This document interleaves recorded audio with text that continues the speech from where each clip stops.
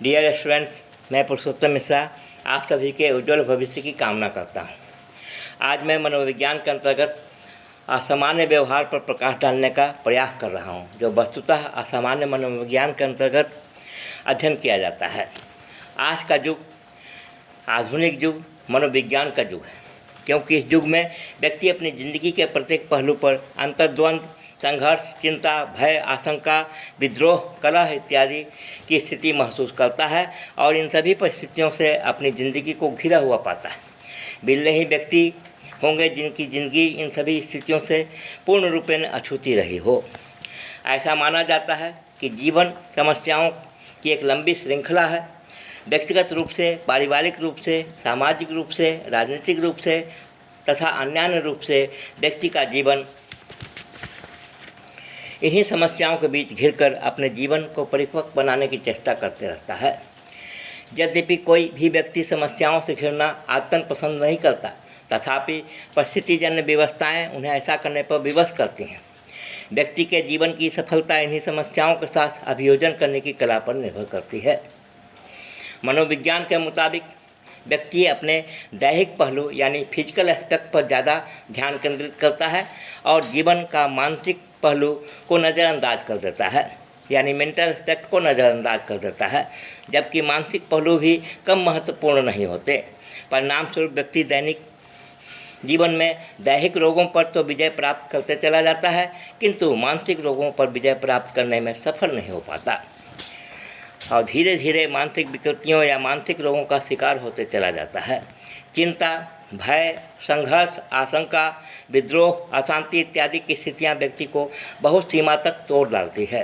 व्यक्ति यदि इन समस्याओं से निपटने में पूरी तरह कामयाब नहीं होता तो कुसमायोजन से प्रभावित होकर कालांतर में मानसिक रोग या मानसिक विकृतियों का शिकार होता चला जाता है। हालांकि ऐसी स्थिति सभी व्यक्तियों के साथ नहीं होती।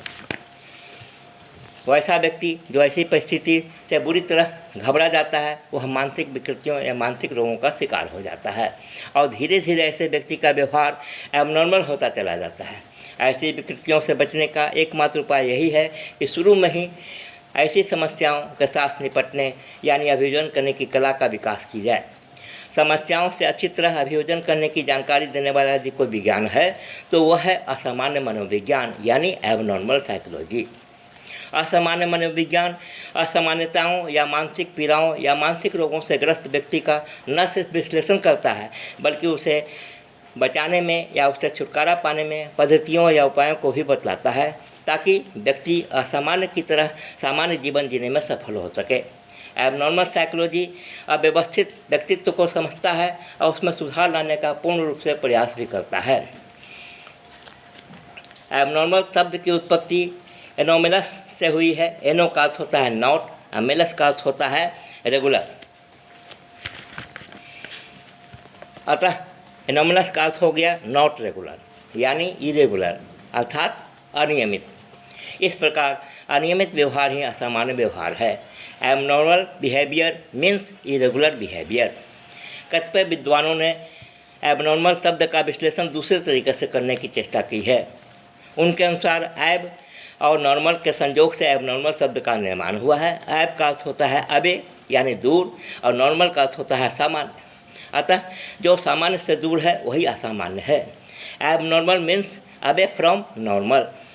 परंतु गौर से समझने पर दोनों विचार मूल रूप से एक ही दिखाई पड़ते हैं। वस्तुतः नियमित व्यवहार रेगुलर बिहेवियर का अर्थ होता है सामान्य व्यवहार यानी नॉर्मल बिहेवियर, और अनियमित व्यवहार इरेगुलर बिहेवियर का अर्थ होता है असामान्य व्यवहार यानी एबनॉर्मल बिहेवियर, जो वस्तुतः सामान्य व्यवहार से नॉर्मल बिहेवियर से बहुत दूर होता है। सुप्रसिद्ध विद्वान G.W. किस्कर ने कहा कि मानव के वे व्यवहार और वो अनुभूतियाँ जो सामान्यतः अनोखा, असाधारण या पृथक हैं, असामान्य समझी जाती हैं। अतएव असामान्य व्यवहार एबनॉर्मल बिहेवियर के लिए दो बातों का पाया जाना नितांत आवश्यक है। पहला, वह व्यवहार जो सामाजिक कल्याण सोशल वेलफेयर के लिए हानिकारक हो। दूसरा, वह व्यवहार जो स्वयं के लिए यानी खुद के लिए भी हानिकारक हो, जैसे मनःस्नायु विकृति यानी साइकोन्यूरोसिस से ग्रसित व्यक्ति कुछ न कुछ ऐसी हरकत करते रहते हैं जिससे प्रत्यक्ष या परोक्ष रूप से समाज को या अपने आप को हानि पहुंच जाती है। वास्तव में जिस व्यवहार में न तो समाज का कल्याण होता है और न उस व्यक्ति विशेष का कल्याण होता है, वह असामान्य व्यवहार यानी एबनॉर्मल बिहेवियर कहलाता है। Abnormal behaviour are those which are neither in conformity with the welfare of the society nor the individual himself। इसे फिर से सुन लें। Abnormal behaviors are those which are neither in conformity with the welfare of the society nor the individual himself।